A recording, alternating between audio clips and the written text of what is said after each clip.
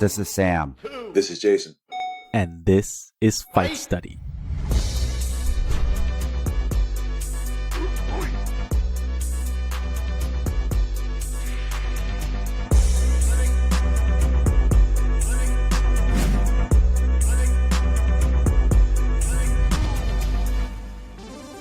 All right. Jason and I are back to preview UFC 273. This is an absolutely stacked main card. In the main event, we have Alexander Volkanovski defending his featherweight title against the Korean zombie Chan Sung-jung. In the co-main, we have the bantamweight unification bout between champion Aljamain Sterling versus interim champion Peter Yan in what is the most competitive division in MMA. Then we have Gilbert Burns versus the much-hyped Kamza Chimaev in a welterweight bout that has important implications for the rankings.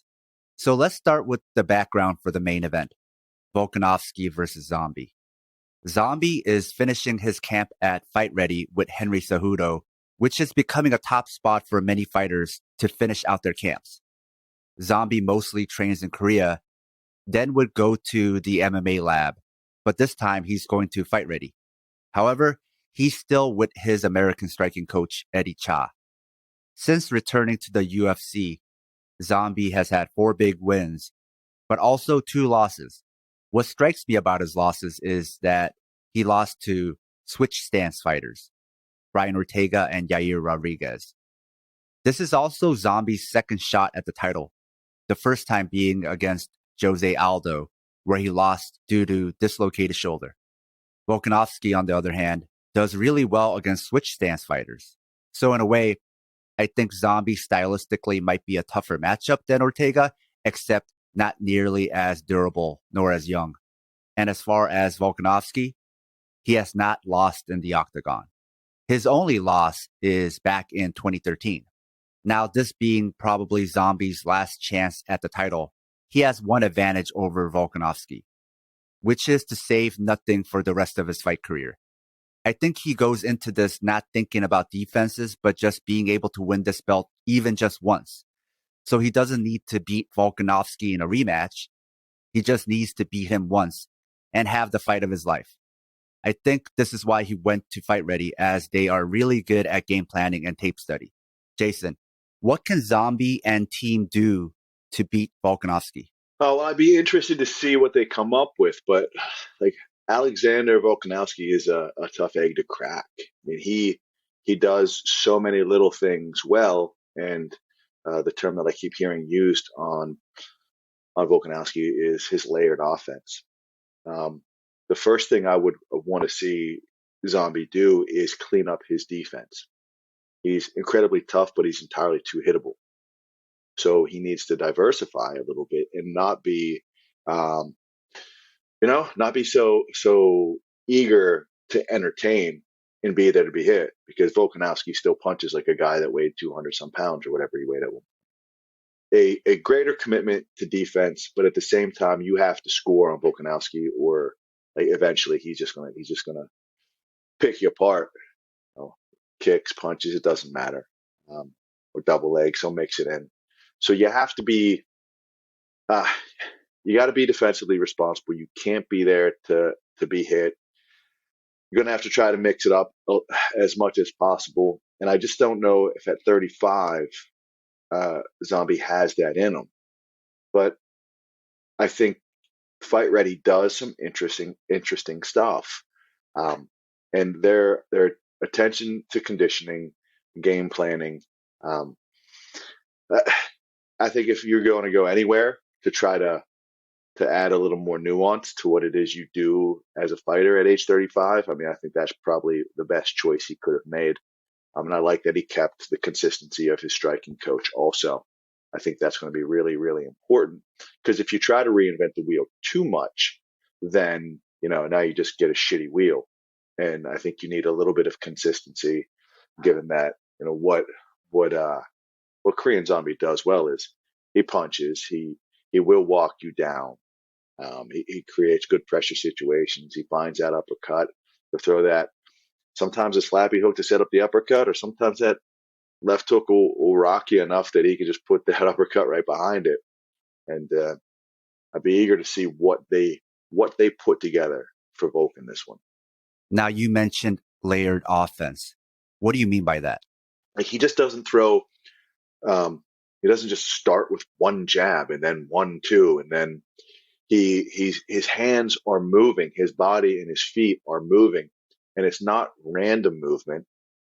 It's all built on setting something up bigger and better things and getting you to react a certain way. And he's not looking for a specific reaction. He's willing to take what's available based on that reaction. So if you start to overreact with a parry, he'll come over the top of it. If you start to high guard everything, he'll come with a nice kick. It'll get you reacting high and then going low. And then the only reason I hear some people say that Volkanovski's hittable and not super durable, but that's only because he's so offensive. And so there's going to be a little bit of give and take in that. But for a guy that is as offensive as he is, he doesn't get in all that much trouble against some really tough competitors at 145 pounds. It's a tough weight class, and he's been in there with, Max is outstanding. And those fights were ridiculously close and ridiculously entertaining. And then you had T-City. Those fights are just they're candy for fight analysis. They just absolutely are. So, that's what I think when I think of Volkanovski's layered attack. Everything is building towards something, and there's whatever reaction you give him, he's got something processed and ready for it. So then how do you think Volkanovski stylistically matches up against Zombie? Do you think this layered offense is tailor-made to beat Zombie? Or do you think Volkanovski's style could have some problems against Zombie? Especially because Zombie is good at counters. Zombie is good at counters, but he's entirely too hittable. And I'd like to see Zombie have a little bit more feints in the ability to draw out counter punches so that he can respond with his own counters. He comes heavy with first ball fastball a lot, and I'd like to see him be a little bit more measured in trying to draw something out. The thing about Korean Zombie is he hits stuff that he doesn't set up, which tells you that his timing and his ability to react when he sees things, even against guys that are real herky-jerky and problematic from a movement perspective, like Frankie Edgar, he was able to touch him whenever he wanted. But a 700-year-old Frankie Edgar isn't a 33-year-old Alexander Volkanovski. Ortega gave Zombie a lot of problems with his variety and stance switches. Volkanovski probably presents even more variety and is better at stance switches and is probably even more defensively sound from both stances. So what kind of challenge do you think this presents for Zombie? Well, I think you just said it.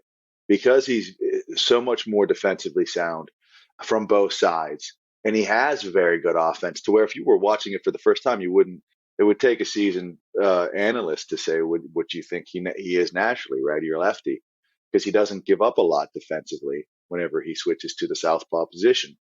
And I think that's going to be the biggest problem for KZ is the ability to be simultaneously offensive as hell and still be disciplined defensively. So I don't want to say that I don't give Korean Zombie much of a chance. I just give him less of a chance at 35. And I know there's only 2 years difference between them, but in a weight class like 145 pounds, I think those 2 years really start to mean something.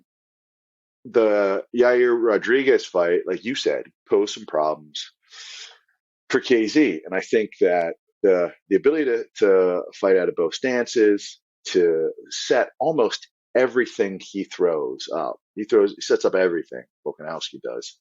It isn't going to allow KZ to settle. And if he's not settled, he's going to have problems finding those big shots that when he does, it's fun to watch. But I have a tough time seeing it against Volk. One thing I noticed about Ortega is early on, Ortega figured out, hey, there's certain stances, there's certain shots Korean Zombie can't see coming. especially because Ortega can fight out of both sides. He realized, oh, he's kind of susceptible if I attack him from this side, right? And I feel like Volkanovski will hone in on that even sooner. I can't imagine him not figuring out, hey, Zombie has some blind spots here where if I hit him from, whatever it is, whatever the shot is, he's going to figure out very early and then just use that to exploit Zombie. That's what I think too. And it's Volkanovski's ability to his throwaway shots, his decoy shots, his hand traps, little feints. He'll punch off the parry. He'll reach high and then go low. He'll reach high and then go low with the right hand to the body, or he'll reach high and he'll go with a right kick low. He switches things up and it doesn't allow you to settle. And then he'll shift his stance, and then he'll just shift out of that stance switch just to get you thinking and reacting. And while you're thinking and reacting, he's exploding on you with a right hand that's sending you to the other side of the cage or just putting you on your ass. So the lack of, and I don't want to say defensive responsibility, because KZ is such an offensive fighter that's helped make him the fighter that he is. But in terms of stylistic matchups, I think Volkanovski eats up that kind of style if Fight Ready doesn't add a new wrinkle and some sound game planning to this camp. And I think when Zombie gets frustrated where he can't tell what's coming, he's going to start to brawl. I think that's what lost him the fight against Yair Rodriguez, where even though he was winning, Yair was making him second guess what was coming. And I think Zombie's instinct is, if I don't know what's coming, if I can't see what's coming, I'm just going to go in and brawl.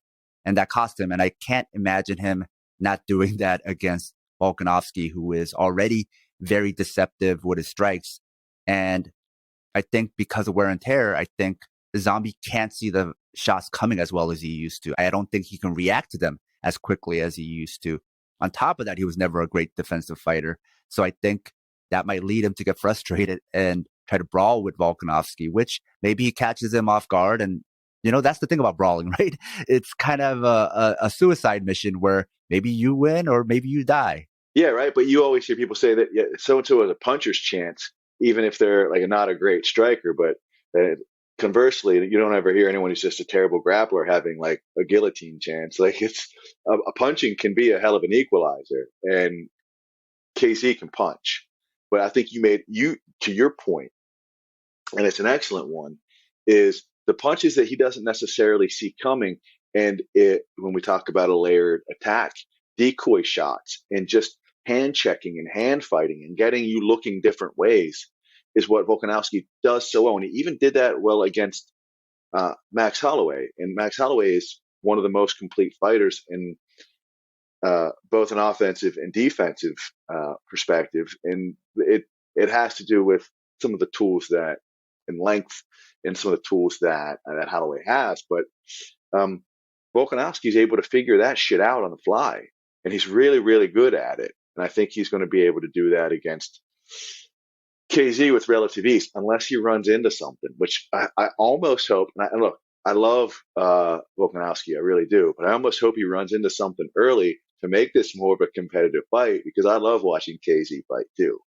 So, but the only way I see it being that competitive is if Volkanovski gets rocked early and has to sort of like recomport himself and position himself to get back in it in a round, and then maybe start to walk away with it in rounds 3 or 4.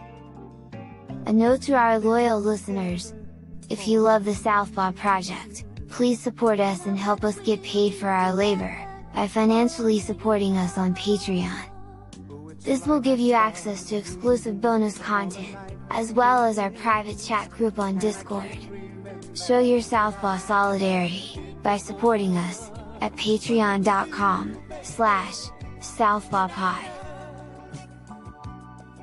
Now let's talk about the bantamweight title fight between Sterling and Jan. They've already fought once, so we already have an idea what this might look like. But Sterling is saying he went into that last fight compromised with injuries, especially a bad neck. Jan had that illegal blow, but other than that, was winning the fight. I can't imagine Jan doing anything this time to jeopardize his title. Now, Jan is also similar to his training partner, Volkanovski, in that they do really well against switch stance fighters, but also they are good at honing in on where you're bad defensively. And against switch stance fighters, Jan is really good at waiting for those moments where his opponent switches stances and then attacking there where they're defensively the most compromised. Sterling is a switch stance fighter and used that to his advantage in round one in their first fight, albeit at a pace no human could keep up. I think that constant switching stances and constantly striking from both sides is part of why he started falling apart, on top of Jan starting to figure him out. So because Jan is the odds-on betting favorite, what can Sterling do different in this fight? I'm going to go against convention here and say not switch stances so much, because he's absolutely abysmal defensively from the left-handed stance. It's just fucking terrible. And though he has some good offensive output, so here's what I'll say. I'll go against the grain a little bit in this. I don't think Aljo looked great in the first round of their fight in 259. I think it's relative, right? In hindsight, you remember it as being good because he looked so bad in the other rounds. But to your point, I watched it again and I was like, wait a minute, he did a lot worse in round one than I remembered. I thought he did really well in round one, but in relative terms, he did compared to his other rounds, but he still didn't do that good. No, not do it. And I saw arguments on Twitter that he easily won round one. No, he didn't. The knees he threw were probably what I would say most impressed me. Like, he did find some knees that were good. He switched it up creatively, and he looked pretty smooth while doing it sometimes. But even though he was scoring and throwing volume and diversity, it just looked, to me, it looked a little bit stiff. And then, like I said very early on, eventually he's going to be really easy to hit, because the only thing keeping Jan at bay is like the spammy volume and the length of Aljo. I think because of some Aljo's length, volume, and awkwardness, Jan was just missing. But Aljo looked to slow down a little bit, I'd say as early as midway through the first round. And even though it looked like he was more comfortable than usual in the pocket, I think we got to give Jan some credit for being patient and drawing out that sense of confidence, so that he could eventually, as he did, just sit Aljo on his ass with a straight right hand. And Aljo's reaction alone to that little decoy left, or whatever you want to call it, right before Jan dropped him with that right hand, was a real concern for me for Aljo's boxing instincts. He literally dropped his left hand, raised his chin in this awkward, piss poor version of the Philly shell, while a straight right hand just came right downtown, boom, right in the chin, and just dropped him. All those switches and shifts from Aljo is going to get him fucking hurt this time around. He does it, and he does it randomly and on center line.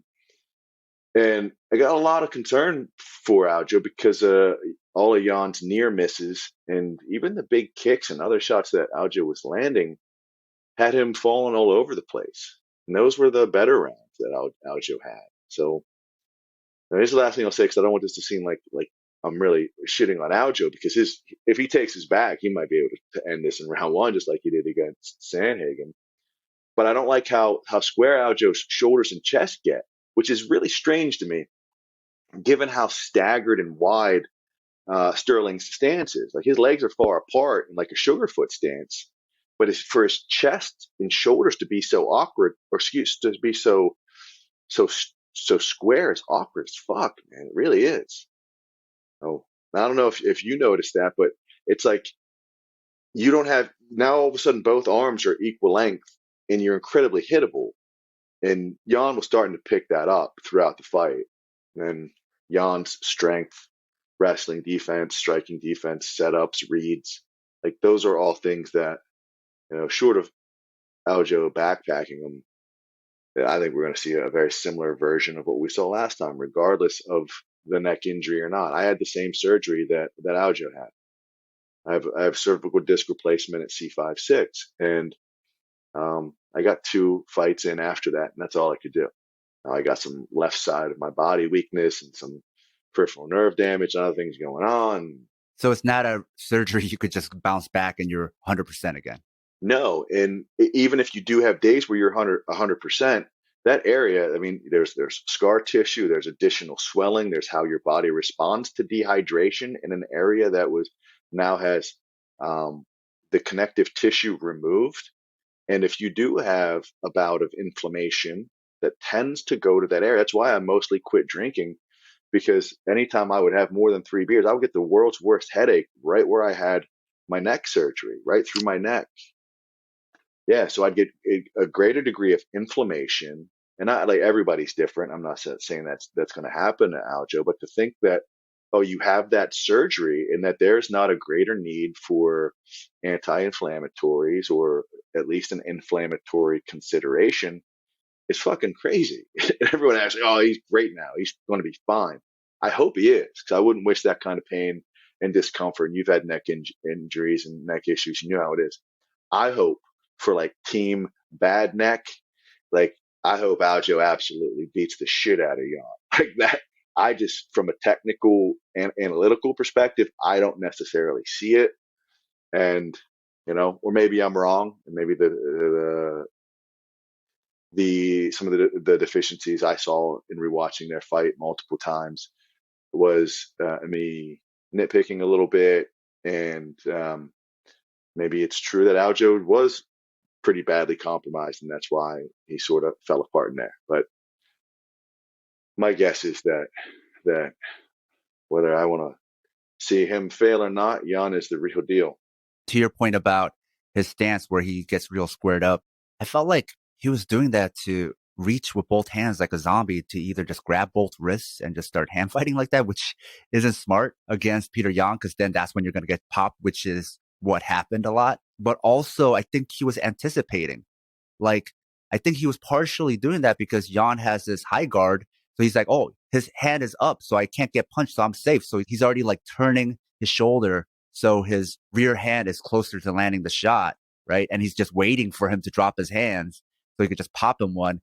And you can't do that against Jan. So I think part of that is just like, he's a high level fighter, so I can't call it beginner stuff, but it's stuff like you see in sparring where you have somebody up against the cage and you're hitting your opponent with some light shots to get their hands up, and then you start kind of squaring up. I know exactly what you're saying, and you're right. You're spot on. He was approaching it with the confidence of him sort of like playing with his food a little bit, with like he's working with a guy who isn't Piotr Yan in front of him. But you have Jan, who is a fucking world beater. He is a killer amongst killers, and you gotta know that. And maybe it was to frustrate him, but he was. I mean, watch that first round again and watch it very closely. Jan was just being very patient, and he wasn't frustrated when he was just barely missing. And when Aljo was missing, even just barely, he would put so much into it, and his feet were so out of position much of the time that he was started to fall and flail.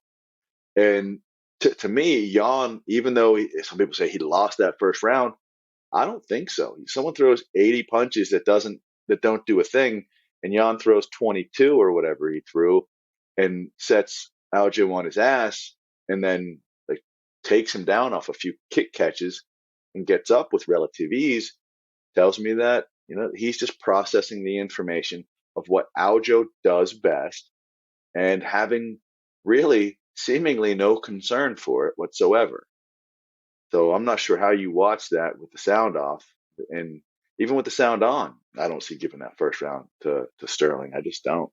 It seems like Sterling has created a habit where in the gym, he's the best guy, and anybody he spars against that's his size, he beats them up.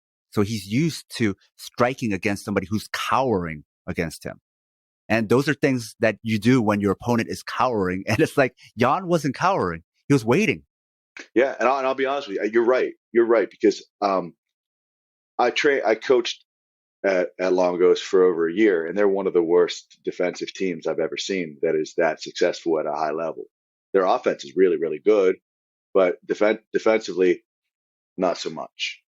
And Aljo looked like he was trying to fight a guy, or he was comfortable doing things that he was able to get away with against individuals who are not strong defensive fighters. And I think that might have been the case. But Jan is an excellent defensive fighter. just look at the volume and the diversity of strikes that Aljo threw, and look how easily Jan either parried or slipped or protected, either high guard or even shots to the body. And then whenever Aljo would get done with those strikes, Jan would reset and catch him with a kick to the body. just throw one. And then you just would see Aljo start to fade a little bit or start to flinch a little bit, where Jan wasn't. So the things you can get away with if you have a defensively negligent team, try to pull that shit against Jan, he's gonna hurt you. So Jan being the odds-on favorite, how does he beat Sterling? You're gonna catch him with right hands. He's gonna stay calm. My question is, does Ray Longo and Aljo come at Jan with the same, oh, we were having success with volume? Do they buy into that narrative? I mean, they were there. They really did it. They were part of it. Ray listened to Aljo breathe so heavily in that second round and knew that he got dropped and hurt in that first round. Do they really believe he was arguably up 2-0 to none? Because that's fucking silliness. They have to know better. But if they do come out in that same manner with that kind of volume, you're going to see Jan be patient again. He's going to lull him in. He's going to lull Aljo into a false sense of confidence in the pocket, and he's going to crush him with a fucking right hand. Like, he's just going to. And then you're going to see either an early victory, or you're just going to see a systematic dismantling of Aljo over 5 rounds. If Aljo comes in and mixes some things up, does a little bit of like high volume for a little bit, Aljo had great strike selection. He didn't have natural striking reaction, but in that first round, he had great strike selection to the point where I would say his instincts to throw those knees were all built off of his setups. That's good fighting. But he just doesn't have what I would call natural striking reactions. And, whether that's from his wrestling background or whatever it is, like, to be there too long with a guy like Jan in front of you is a bad idea. So you gotta switch some of that stuff up. The shots that Jan was just missing against Aljo, those are going to find a home in that first round. The ones that were just missing, just falling short. If Aljo comes at him with the same shit, then Jan's going to process it and he's going to pick him apart. It does make me think about Chris Weidman, who's also from the same camp, where you saw as he was getting older, he couldn't maintain that same high volume style that he started his career out with. And despite that, they never adjusted. They still had him fight that same way. And then, the second half of his career, he would just start gassing out after the first round. And he would still try to maintain that pace, but that wasn't working for him, right? So to your question about, would Ray Longo's team have Sterling come out trying to do the same thing, that high volume thing? I feel like probably, because that's what they always do. Yeah. And I don't know if anyone's ever tried really hard to punch very well and a lot after they've wrestled a shitload. It's very hard to do.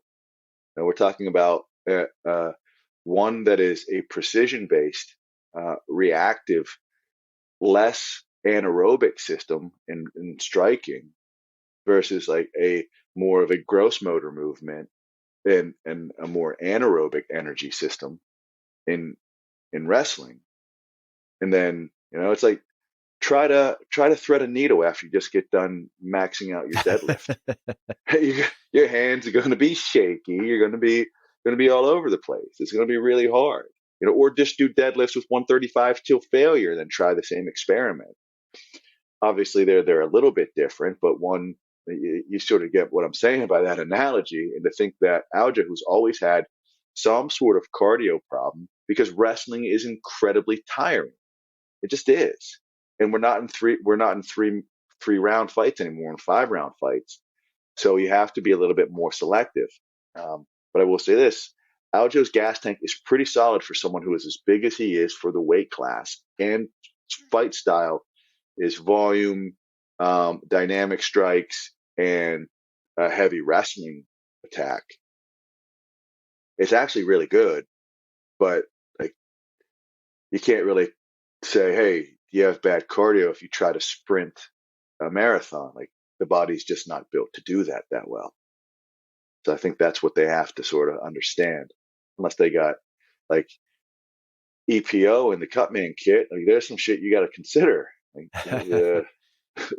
the energy spend on that kind of game plan is significant. If you love the Southpaw Project, please support us and help us get paid for our labor by financially supporting us on Patreon. It'll help us supplement the cost of running this project, the incredible time and energy we put into it 7 days a week. And you'll be giving us some breathing room, not only to juggle Southpaw with our day jobs, but also to expand Southpaw into other areas. Show your Southpaw solidarity by supporting us at patreon.com/southpawpod.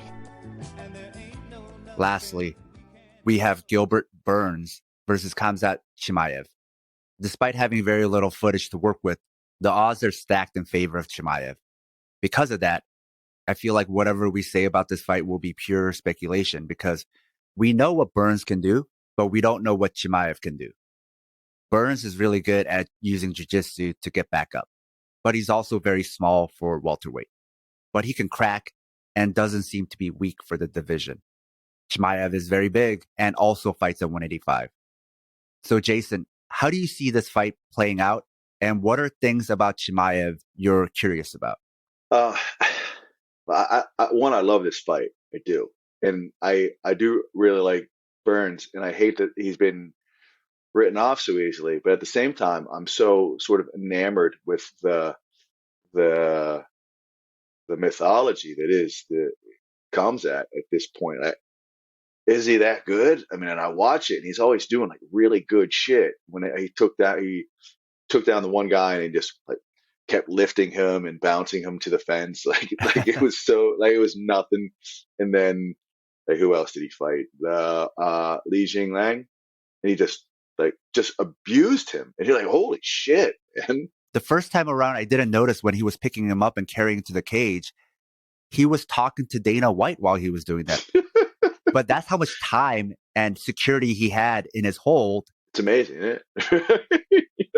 It's just really, really impressive stuff. And he's not doing that to a weak man. He's doing that to a legitimate UFC fighter. Burns has incredible jiu-jitsu. We know that. He's incredibly hard to hold down. And he, like you said, he can crack. He hits hard. So to think that he has the potential to end a fight with his power, and he has the ability to end the fight on the floor, to think that it would be that easy for Chimaev with 10 fights to just walk in there. I'd love to see what he does in camp. I'd love to see if he's that good, and he very well may be. That's one of the most intriguing things about this. He's smooth for a non-native striker. Like, that's not his background. His background is wrestling. He has a smooth right hand that doesn't look like he's even putting anything behind it, but he throws it like a piston. And then the second he lands it, some of these folks that he's been dropping with good chins, like, you wonder if their chins were overrated. So he makes you second guess everything you're seeing. And I think maybe it might be because he's that good. So for Burns, he needs to do what he does. He needs to be in your face and a little bit wild. His cardio is better at 170 pounds. He's got a right hand. I guess that's the other difficulty, right? Chimaev can game plan and train for Burns because there's so much footage of him. How does Burns' camp train for Chimaev with, not that you don't trust your man, it's more like, what are you going off of? There isn't that much footage, right? If you were coaching somebody against Chimaev, it's not that you don't believe in your fighter, but what do you look at? What are you looking at to create some kind of game plan? Because there isn't that much out there. So I think that has to be another difficulty that Burns has that Chimaev doesn't. Yeah, you wish he had a 3-round war with someone in the UFC that you could draw from, something that's relatively current, and then you could see that he fought back from adversity. This is what he does. This when he's in a bad position. You're like Mearshart. You only really 17 fucking seconds, bro. Like that's all you could give us. Come on, man. Like you want him to have had a better performance than that, so that you can draw a conclusion. And it's tough to do that when you're running through individuals the way he does, or whenever you finish a fight in 3 minutes and 16 seconds, and like 2 minutes and 50 seconds of that is you ground and pounding another human being. It's like, how do you, like, there's not a whole lot of reads you're making, not a whole lot of analysis. You're just sort of watching it going, this dude might be really good. Oh, like, that's all. That's, where you go, like, did Jing Lang have a bad day? Lee had just knocked out Santiago Ponzinibbio, who was probably close to getting a title shot, right, before his injuries. Lee had just knocked him out, and then this was his next fight. So everybody was actually hyped on Lee, like maybe he beats this guy, and now he's like in title implications. And it did not work out that way. Comes at the dream killer, I guess. Everyone who gets a little bit of momentum, or if everyone thinks Mearshart is so like entertaining because he brings it, and he gets slapped in 17, and you're like, oh no, wow, all right, let's run the UFC highlight videos again to kill some time, and let's watch some Modelo commercials for fuck's sake. All right, let's hit the sponsors again. Like that's what he brings. So, and he's only 10 fights in. To put that in perspective, that's only 10 more professional fights than I have. That's the first double-digit number we have. That's not a whole lot. Normally, when you have a hype train in the UFC, it's usually for a striker. And especially when the fights are so short, it's especially for a striker because they're knocking everybody out, right? But even though Chimaev had that knockout, he is a grappler. So it's like rare to see a hype train based around a grappler. It's rare to see a grappler just finish people this quickly and this consistently and this dominantly.